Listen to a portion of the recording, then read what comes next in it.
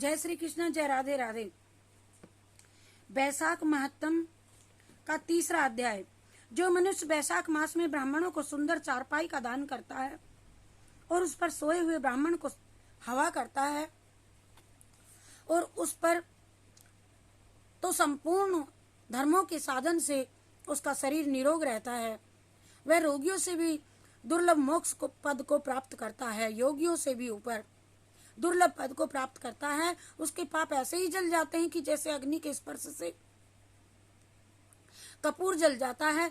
उस पलंग पर ब्राह्मण के सोने से जीवन के जाने व अनजाने के सारे पाप नष्ट हो जाते हैं और वह इस जन्म में सुखों को भोगता हुआ उसके कुल की भी वृद्धि होती है और यश और धैर्य मिलता है।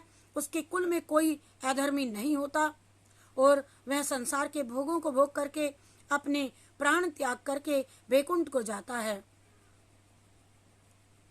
जो बैसाख मास में ब्राह्मणों को सुंदर सैया सुंदर तकिया दान करता है उसके सभी पाप नष्ट हो जाते हैं और बिना उसके मनुष्य सुख पूर्वक सो नहीं सकता और पृथ्वी का राज्य भोगता हुआ वह 7 जन्म तक सुखी और धर्म परायण तथा विजयी रह करके अपने 7 कुलों सहित मोक्ष को प्राप्त हो जाता है। जो बैसाख मास में चटाई या आसन दान करता है, जैसे जल में पड़ी हुई वह भीगती भी नहीं है, चटाई जल से अलग रहती है, वैसे ही वह मनुष्य संसार के सब धर्मों को से अलग रहता है। और चटाई तथा आसन देने वाला पुरुष आसन और सैया पर बैठ करके सुख भोगता है। जो पुष्प और कुमकुम का दान करता है वह सार्वभौम राजा हो जाता है और जो जल में भीगी हुई चंपा और कुश का दान करता है वह सब पापों से दूर होकर के सर्वमुख और सर्वसुखी देवताओं को सहाय किया जाकर के मोक्ष को प्राप्त होता है। मेष संक्रांति में केतकी और मल्लिका का दान जो भी कोई करता है वह भगवान की आज्ञा से मोक्ष पद प्राप्त करता है और जो सुपारी और सुगंधित और जो भी द्रव्य तथा नारियलों का दान करता है वह मनुष्य 7 जन्म तक ब्राह्मण के घर में जन्म लेकर के 7 कुलों के सहित विष्णु लोक को प्राप्त करता है। जो ब्राह्मण के विश्राम के लिए मंडप बना देता है, कोई झोंपड़ी, उसको अनंत फल मिलता है और जो छाया मंडप बनवा करके बालू गिरवा करके प्याऊ लगाता है वह स्वर्ग का भी स्वामी हो जाता है। जो रात में बाग, तालाब, कुआं, बावड़ी, प्याऊ रास्ते में बाग, तालाब, कुआं, बावड़ी, प्याऊ आदि लगवाता है, मानो धर्म उसका पुत्र ही है। उत्तम शास्त्रों का सुनाना, तीर्थ यात्रा में जाना, जल का दान करना, सत्संग, अन्न दान और पीपल के वृक्ष लगाना तथा पीपल अश्वत्थ त्रिवेणी की पूजा करना तथा पुत्र, ये सब पुत्र के ही समान हैं। ऐसी संतान देवताओं को भी दुर्लभ है। जिसकी संतान ना हो उसको इनमें से एक काम अवश्य ही करना चाहिए। हरि शरणम हरि शरणम हरि शरणम हरि शरणम, नारायणम नमस्कृत्य नरं चैव नरोत्तमं देवीं सरस्वतीं व्यासं ततो जयमुदीरयेत्। नारद जी ने कहा बैसाख मास को ब्रह्मा जी ने सभी मासों में उत्तम सिद्ध किया है। वह माता की भांति सब जीवों को सदा अभिष्ट वस्तु प्रदान करने वाला है। ये मास धर्म, यज्ञ, क्रिया, तपस्या का भार और संपूर्ण देवताओं के द्वारा यह महीना पूजित है। जैसे विद्याओं में वेद विद्या, मंत्रों में प्रणव, वृक्षों में कल्प वृक्ष, धेनुओं में कामधेनु, देवताओं में विष्णु, वर्णों में ब्राह्मण, प्रिय वस्तुओं में प्राण, नदियों में गंगा जी, तेजों में सूर्य, अस्त्र शस्त्रों में चक्र, धातुओं में सुवर्ण, वैष्णव में शिवजी और रत्नों में कौस्तुभ मणि। इसी प्रकार धर्म के साधनभूत महीनों में बैसाख मास सबसे उत्तम है। हे राजन, जब तक जीव बैसाख मास में प्रातः काल जल में स्नान नहीं करता, राजन, बैसाख के महीने में सब तीर्थ आदि देवता तीर्थ के अतिरिक्त बाहर के जल में भी सदैव स्थित रहते हैं।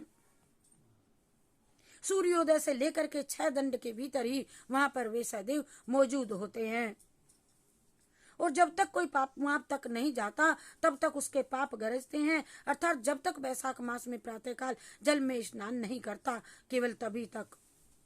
और समय भी कोई यदि नहीं जाता तो उसे श्राप दे करके चले जाते हैं।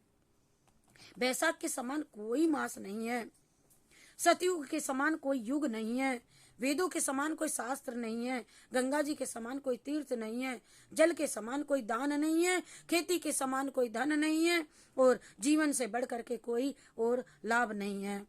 उपवास के समान कोई तप नहीं है, दान से बढ़कर कोई सुख नहीं है, दया के समान कोई धर्म नहीं है, धर्म के समान मित्र नहीं, और सत्य के समान कोई यश नहीं, और अयोग्य के समान उन्नति नहीं। भगवान विष्णु से बढ़कर के कोई भी कहीं पर भी कोई किसी का रक्षक नहीं, और वैशाख मास के समान संसार में कोई पवित्र महीना नहीं है, ऐसा विद्वान पुरुषों का कहना है, वेदों का, शास्त्रों का। वैशाख श्रेष्ठ मास है और शेष सैयाई भगवान विष्णु जी को ये सदा ही प्रिय है। सब दानों में से जो पुण्य होता है वह, और जब तीर्थों में जो फल होता है उसी को मनुष्य वैशाख मास के केवल जलदान करने से प्राप्त कर लेता है।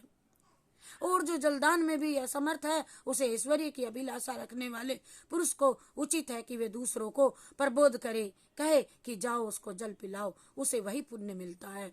दूसरे के जलदान का महत्व भी समझावे, ये सब दानों से भी बढ़ करके हितकारी होता है। जो मनुष्य वैशाख में सड़क पर यात्रियों के लिए प्याऊ लगवाता है और विष्णु लोक में प्रतिष्ठित होता है, वह मनुष्य नरश्रेष्ठ पापादान, खड़ाऊ, प्याऊ, गौशाला, देवताओं, पितरों तथा ऋषियों को अत्यंत प्रीति देने वाला, जिसमें प्याऊ लगा करके रास्ते में थके मांदे मनुष्यों को संतुष्ट किया है, उसने ब्रह्मा, विष्णु और शिव आदि सभी देवताओं को संतुष्ट कर लिया है। हे राजन, वैशाख मास में जल की इच्छा रखने वाले को जल, छाया चाहने वाले को छाता और पंखे की इच्छा रखने वाले को पंखा देना चाहिए। राघवेंद्र, जो प्यास से पीड़ित महात्मा पुरुष के लिए शीतल जल प्रदान करता है वह उतने ही मात्र में 10,000 राजसूय यज्ञों का फल पाता है। धूप और परिश्रम से पीड़ित ब्राह्मण को जो पंखा ढुला करके हवा करता है वह उतने ही मास से निष्प्राप होकर के भगवान को का पार्षद बनता है।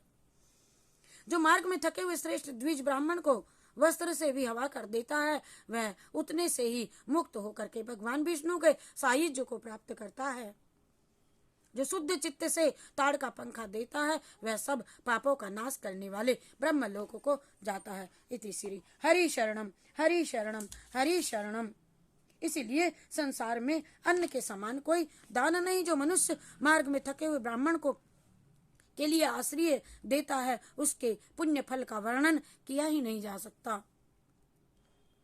हे भूपाल राजा राघवेंद्र, जो अन्नदाता है वह माता पिता आदि का भी विस्मरण करा देता है, अर्थात भुला देता है। जो किसी को कोई अन्न का कण भी देता है वह उसी को ही श्री भगवान समझते। इसीलिए तीनों लोकों में निवासी अन्नदान की ही प्रशंसा की है। माता और पिता केवल जन्म देने वाले होते हैं, पर अन्न देकर के पालन करने वाला मनीषी पुरुष इस लोक में उसी को पिता कहते हैं। हरि शरणम हरि शरणम हरि शरणम हरि शरणम हरि शरणम हरि शरणम हरि शरणम हरि शरणम। कृष्णार्पणमस्तु, शिवार्पणमस्तु। आपको मैंने ये तीसरा अध्याय सुनाया। आपका मेरे चैनल में स्वागत है। जय श्री कृष्णा, जय राधे राधे।